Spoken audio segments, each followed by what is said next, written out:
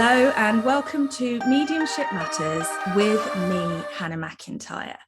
And today is a very special day because today my friend and teacher, Minister Lynn Parker, who has taught me so much about mediumship and helped me be brave and help me get out there and learn so much, has agreed to come on and share her knowledge and her story with you. So hi, Lynn.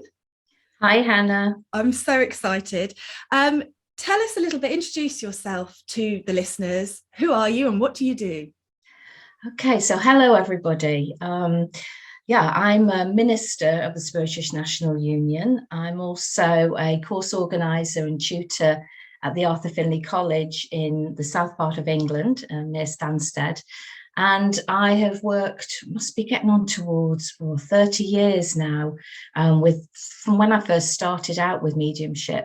I started out going to my local spiritualist church, and after many, many years, it's brought me to this point where I am now, where I'm able to, via the internet, work with people from all over the world. So fortunate.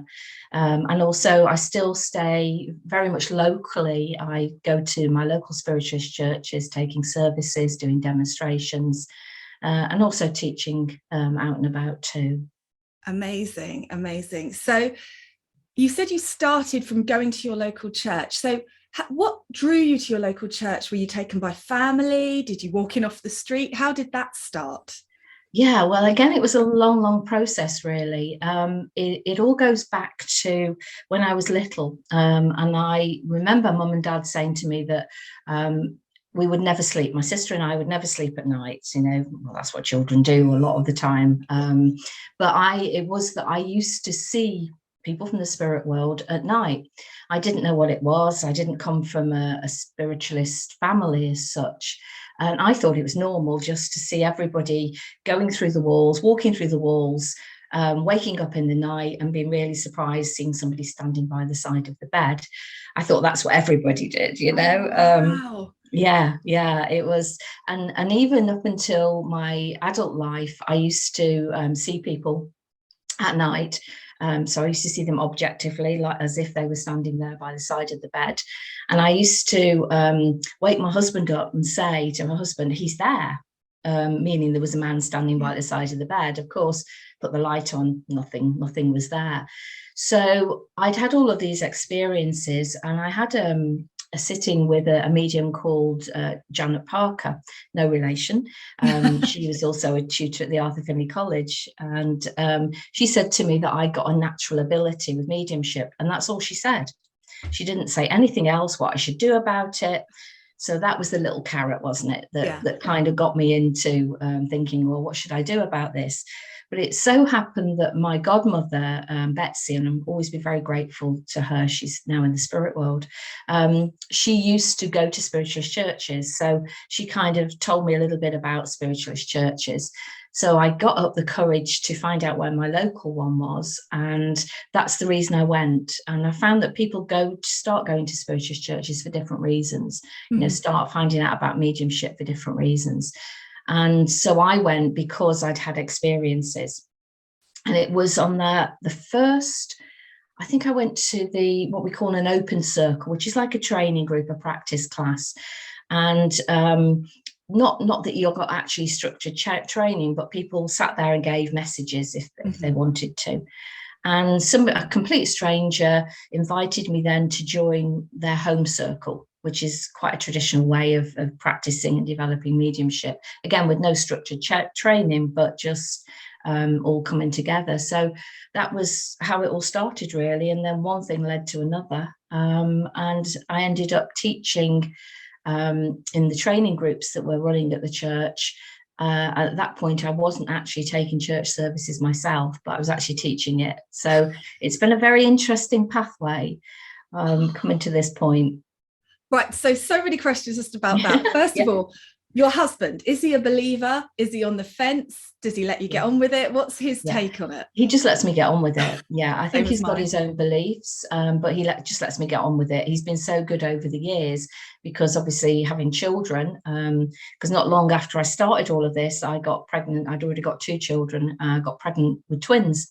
And so he became a very good babysitter over time, which it was very much appreciated. So no, he has his own beliefs, but he's supported me always on this journey. I love it. So you're waking him up saying there's someone by the bed and he's just, will you let me sleep, please? Yeah, exactly. Yes. Yeah. Just get back to sleep. Yeah. Amazing. And I love what you said in there, because that's so the way the spirit will work, but we don't realize it at the beginning, which is that kind of, you could do this if you want, but we won't give you an instruction manual. You've got to work out how you want to do it and take control. Absolutely. And over time, the spirit will kind of reach out, if you like, and it's up to us as to whether we pay attention or just kind of, shelve it for the time being, knowing that it's there in the background. So it's always interesting, how it sort of all starts off different. It's unique to the individual, I think, the need of the individual at that time and the need of the spirit world. Yeah, and we were just talking before we came online about that kind of idea. When I'm ready, spirit will give me a sign. When I'm supposed to do this, they'll tell me, and waiting and waiting and waiting, which ties into that, doesn't it? We'll offer you the carrot, but it's up to you whether you take it. We're not going to cut it up and put it in your mouth. Absolutely. Yeah, definitely it is, and they won't do it for us. We try and sometimes, being human, offload that responsibility. The spirit will let me know when it's time for me to maybe start working for members of the public. The spirit will let me know if it's right for me to start charging them, but at the end of the day, it's quite a difficult thing to think about, that we have to take responsibility in that too. It's a joint effort. Absolutely. I love that. So you started in your church and progressed through teaching there. And then what made you start taking the services and deciding to take that step? I actually didn't make that decision, which again is another interesting thing. With all of this, Hannah, I've kind of done everything backwards. And I say this to students quite often. And everything just seems to have happened. I've never gone out looking for any of it. It's all just kind of happened, and I've decided to go with it to see what happens, because it seems interesting, or because the need is there. So the first church service came about because a good friend of mine, she told me one day, she said, I've put your name down at my spiritualist church to take a service. And you can imagine my reaction. It's like, what? You've done what? So she actually booked me in to do the service without asking me. And of course, me being me, I just thought, well, okay, we'll go with it. Amazing. Yeah. And then it's progressed and progressed. And obviously, you've quite recently become a minister. And so you've worked through the church and doing those qualifications. And that's a lot of work, isn't it? And a lot of dedication. It is a lot of work. It is. It sort of, over time, it kind of, I began to think, well, is this the right pathway? Is this the right thing for me to do? Which often we do as part of all of this, of course. And the ministry, and becoming part of the ministry of the Spiritualist National Union, wasn't something, again, that I ever thought that's where I want to be. It just crept upon me, like most things within my mediumship.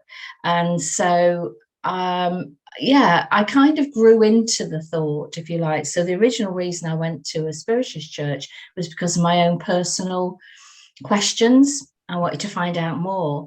And then once I kind of started to explore it and embrace it a little bit more, I then started to find out about the religion aspect. So that wasn't initially the reason I went into it all, but the religion aspect kind of started to grow within me, if that makes sense. Not as in being preached at, not that kind of religion, but more of the philosophy, the understanding, our purpose here, the soul's purpose, and how religion and the idea of God fitted into all of that. Yeah. I love it. And obviously I was lucky enough to see you being ordained on Zoom, and it was the energy and the presence of the spirit world in that. It was just incredible. It was such an amazing thing to watch, even remotely. Just such a celebration. It was a really, and yes, of course, it was a special day because I was being ordained, but it was just so, because I usually get very nervous about most things that I do. But that day, I don't know whether it's because I was distracted with thinking about the practicalities or not, I don't know. But I don't know, there was, like you say, there was something about the day. And ministers had told me over time, you'll feel different on the day. There'll be a shift, there'll be a change. I have to be honest, I didn't particularly feel it during that moment of being called a minister or ordained as a minister. I felt it as the whole kind of experience. But I'm glad those of you like you, Hannah, watching on Zoom, felt that energy too, because I was so fortunate. I can't remember how many people there were. So maybe 60, something like that. There was I don't know. A lot of people, because I know a lot of people overseas, and so they joined via Zoom, and it was really, really lovely. Something very special. So tell us a little bit about teaching at the famous Arthur Findlay College, and the courses that you run there, because that's where I met you for the first time. So tell us about how that started. And I know your listeners are going to be tired of hearing me say this by the end, but that happened by chance as well, as everything did. So I'd never heard of the Arthur Findlay College, and my training came very late within my development. So I kind of was out there doing it, teaching it, without having any structured kind of training. So a friend of mine, she said, you've got to go to this place called the Arthur Findlay College.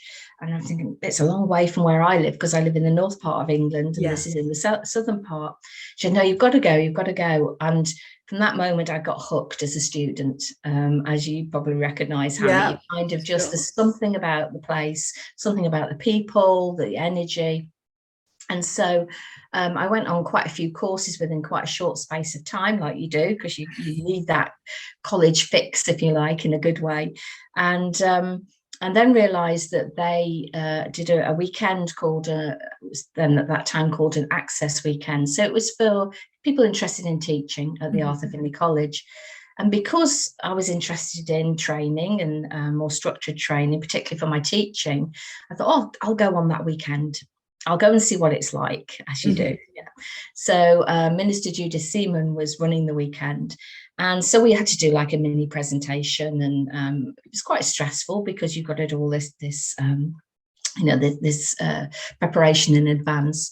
And I did it. And the interesting thing was that she said during the talking to us as a group, she said, and Lynn is really, her forte is speaking, speaking addresses, inspirational speaking, philosophy.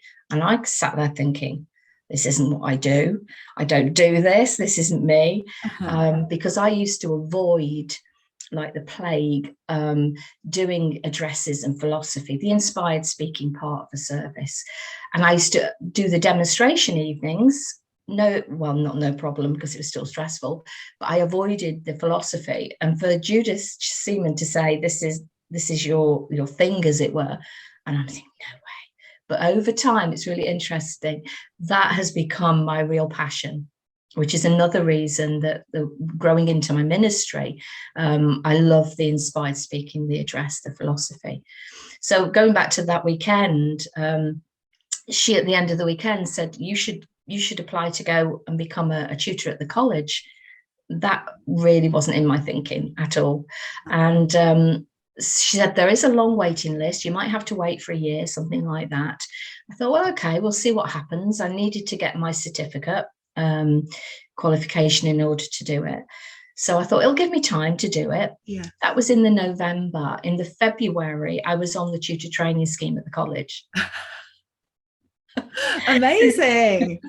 So again, it just happened, Hannah. It's meant to be. Yeah. So again, that one thing led to another. I did, I think, 9 weeks as an assistant tutor, because you have to do 3 weeks as an assistant tutor and pass those. That's how it was in the past. And because they were short of tutors, I ended up being called in, and I did 9 weeks as an assistant. So it was baptism of fire, shall we say. And I think sometimes that's the best. the first course that I worked on, it was a translated week. It was German week, which I'm still fortunate enough to work on now. That was in 2010. And I had, I think, 2 days notice. I'd never worked with a translator before. I'd never done a full week at the college before teaching. And I had 2 days notice. So do you see what I mean now, Hannah, about it all just, everything just happens, yeah, quite randomly. Yeah. So that was the start of the journey, if you like. Amazing. Amazing. So, and I know, because obviously I've been there a few times, it's an incredible space. And one of the things that is so fascinating is all of the different styles of people from different countries and the way their mediumship works. I love working with Americans because when you give them a message, they actually respond. Us Brits, we are stiff. So how does that work as a teacher, negotiating? Because sometimes on a course, I mean, I know I've done them, there's been people from 20 different countries. Yeah. So yeah. how do you manage that? Yeah, it's always, as you know, Hannah, it's amazing, isn't it, that we can work with all these different people all over the world, and they all got a common interest, if you like.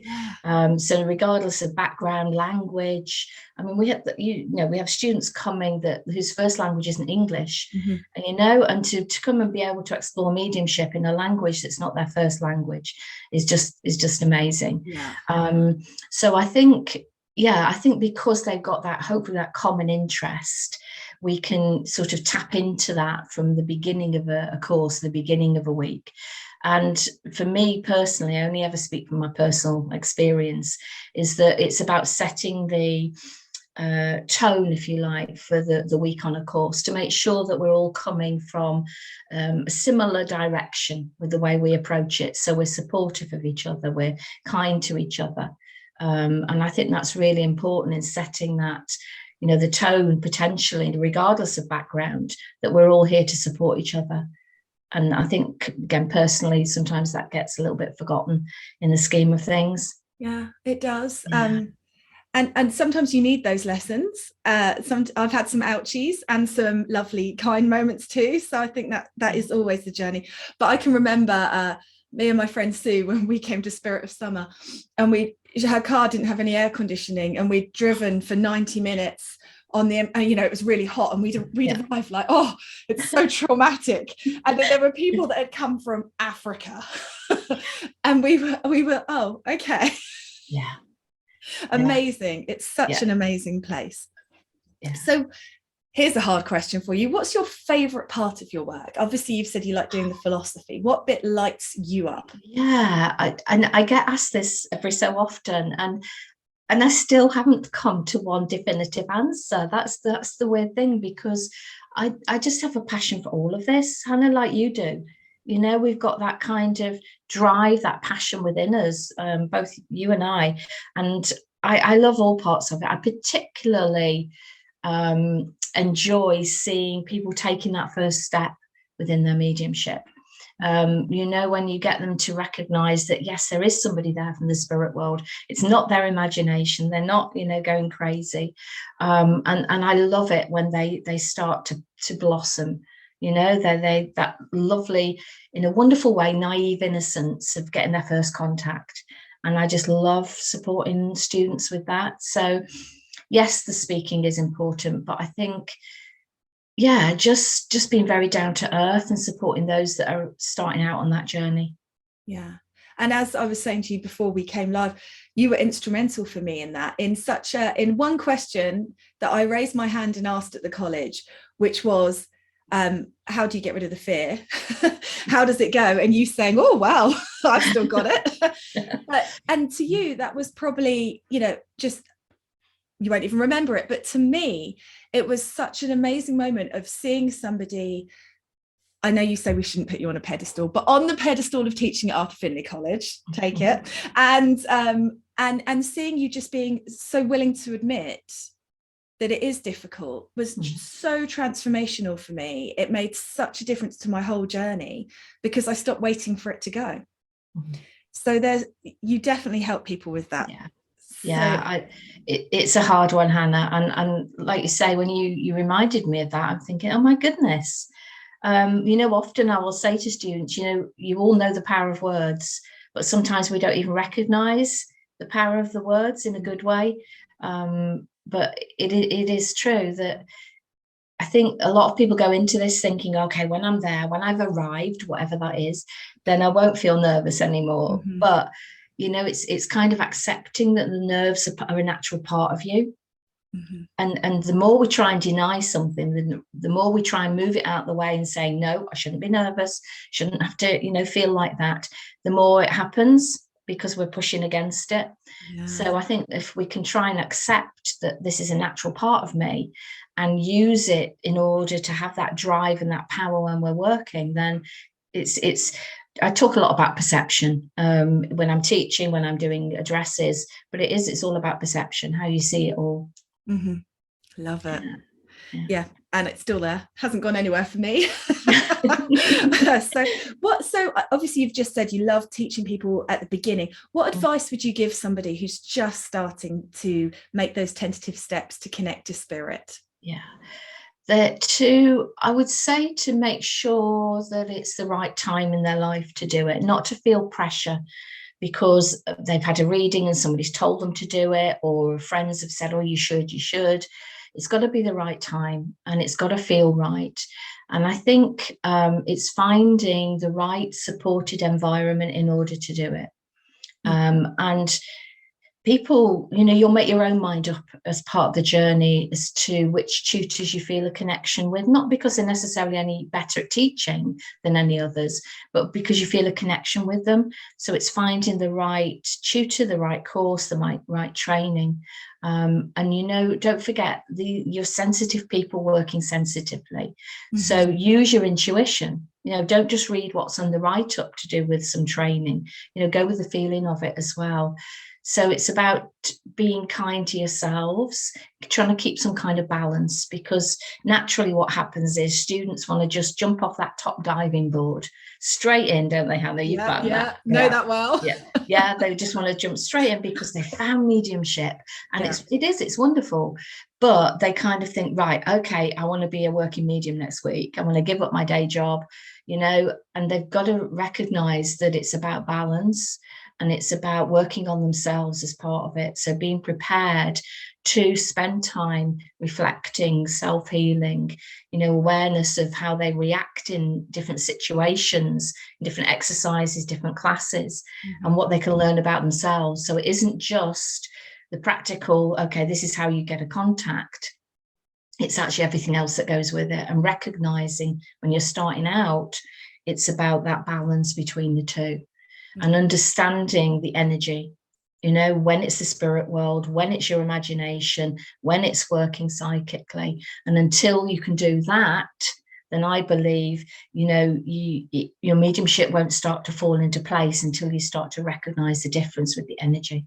Mm-hmm. Absolutely. I've seen a few mediums that are out there working that they're not feeling into it, and it's an interesting thing as a sitter when you're experiencing that as well, because you can't really work out, say yeses or nos, because it's so mixed that it is all relevant, but it's an interesting mix of stuff.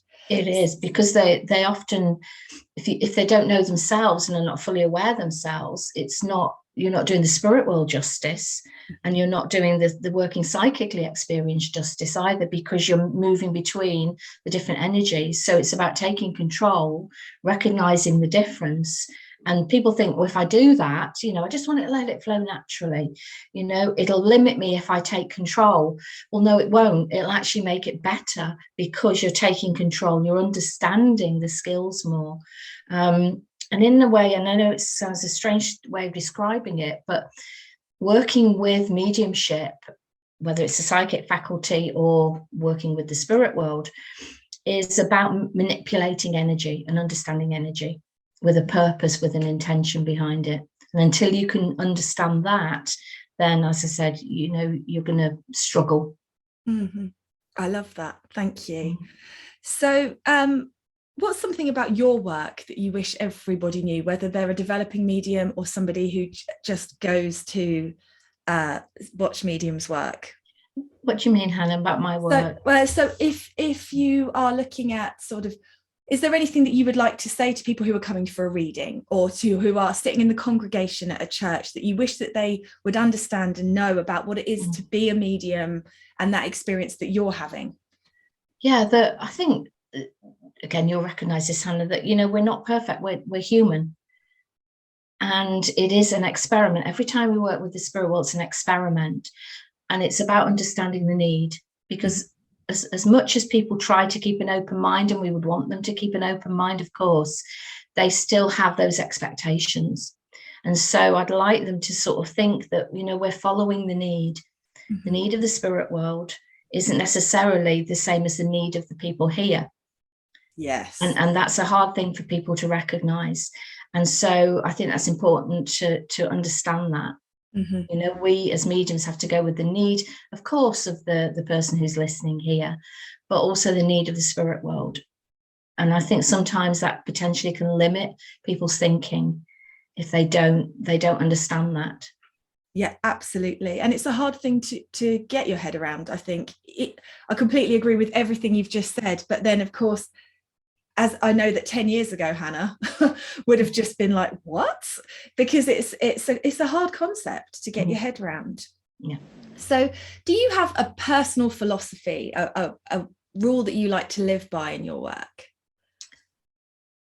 Okay. Yeah, I mean, because there have been times over the many years that I've questioned, why am I doing this? That's it. I'm walking away again. No, I don't, but I have those thoughts, just as many of us do within all of this. Yeah. But part of my philosophy has always been, I'm doing this for the spirit world, but I'm also doing it, and if it's been times when I've been working at the college, I'm doing it for the students, or wherever I'm teaching, I'm doing this for the spirit world, the students. And also sometimes I have to remind myself that, and it's not as ego, it's not as being selfish in any way, I hope, that I'm doing it a little bit for me as well. And I think that's my philosophy, is to keep in mind why I'm doing all of this. Yeah, and it's that old kind of, might sound a bit sort of old, I don't know what the right word would be, but I'm doing it to be of service, and that's my philosophy. So that's why I try and stay being me within it, and try and be realistic. But yeah, is to be of service. And that's another thing you taught me, pointing my finger at you across the Zoom, but was that when I came to you for some advice with some difficulties I was having with other people, and your advice to me was, don't forget to be of service to yourself, which we forget, don't we? We get so wrapped up in the gotta do this, that you have to remember you're helping many. Yeah, because that word, as you know, Hannah, that word ego is used a lot within what we do. And on the journey, pretty early on, students get to hear that word ego, and you shouldn't have ego's a bad thing. And yes, but it's how you see that ego, because we do need that self-confidence in order to do what we do. Now, I consider myself to be quite a quiet person. I'm not one of those people that pushes myself forwards at all. But when I've got my hat on, if you like, for demonstrating mediumship or teaching, I move into a different space. And so, it is that we've got to kind of find, a balance between that and how we see it and how we understand it, as part of the journey. Absolutely. I love it. Okay, so if you could go back in time to when you first started your development, what advice would you give yourself? The gut reaction would be not to do it. No. No, I know that well. Looking back, it's not an easy journey. It really isn't. We come into it initially, of course, with those wonderful rose-colored spectacles about, this, I found mediumship, this is what I want to do. And it's a beautiful thing. It fulfills the need of the soul, your soul, and as well as obviously the need of the spirit world. I don't know. I think I'd tell myself not to get drawn into maybe the politics aspect of it, and maybe rethink that side of the journey. Mm-hmm. I remember really early on, and you talk about words and words staying in your mind. And I remember a lady who I met early on at the church, and she said to me, again, it's personal choice, of course, but she said, don't ever get involved with one church in particular. Mm-hmm. And that kind of goes back over time, because I love my home church. I really love it. It is very close to my heart, but it's kind of thinking it's pick and choose how much you want to get involved with things. Mm-hmm. Yeah, and know when to walk away and when to sort of look after yourself, as we've just said, Hannah. Within the scheme of things. Absolutely. Yeah. I think anything with other humans is always a bit like that. So there's many things that I've seen in my volunteering as a girl guide, which I know you've seen in churches, and it's interesting because we're all there for a good purpose and a good reason. Yeah, but people are people. Exactly. Yeah, I remember it from days of playgroup days and preschool days, on committees there and then. Like you say, it's human nature, isn't it? Yeah. It's just knowing when just to take that step back, just to look after yourself within it all. Yeah. And speaking of looking after yourself, obviously you've just become a minister. That was a huge amount of work and commitment and dedication. What's next for you? Are you having a break, or are you going to break? Hannah, what's a break? Oh my goodness, what's a break? My good friend and translator Anya always says to me towards the second half of every year, I thought you were going to have time off running up to Christmas. Mm-hmm. I thought you weren't going to work in December. And every year, I end up coming back for more. I think basically I'm a workaholic, but it's my choice. It really is my choice. So no, carrying on doing the courses on Zoom, teaching on Zoom, looking at trying to expand my ministry, I think. And not that I'm necessarily going down that route, but as a minister, we can visit people in prisons. Mm-hmm. And also hospice work, hospital work. So it's kind of feeling my way as to how I'm going to explore my ministry a little bit more. But yeah, probably carrying on doing what I'm doing. And now that the Arthur Findlay College is open back up again, of course, back to courses in person there too. Very exciting. And if anyone who's interested in meeting you in person at Arthur Findlay and doing a course with you, you can just pop on the Arthur Findlay website and you can search by tutor. So you can search for Lynn Parker and you'll be able to see all of the courses that you've got coming up. And as you said, some of them are in other languages. So lots of exciting opportunities for people there. And one of the things that I've really benefited from with you over the time that I've known you has been your amazing spiritual assessments. So you've given me your email address, and what I will do is, for those of you that are listening to this podcast, I'll put it in the write-up and you can email Lynn and see her availability. I know you're very busy and booked up, but get on a list or something to get a spiritual assessment if you are developing and would like to know your next steps. Thanks, Hannah. I also do animal communication sessions as well, if that's something that interests people. It's a thing that kind of crept up on me over time as well, the going down the animal communication route. And that's another passion that I have as well. Of course, there's so many hats. I know. It's how did all this happen? That's what I love it. A bit of magic. So thank you very much, Lynn, for taking the time to talk to us today. It's been fascinating. I've loved hearing how it started. One last question as we're leaving. Do you still get people stood by your bed?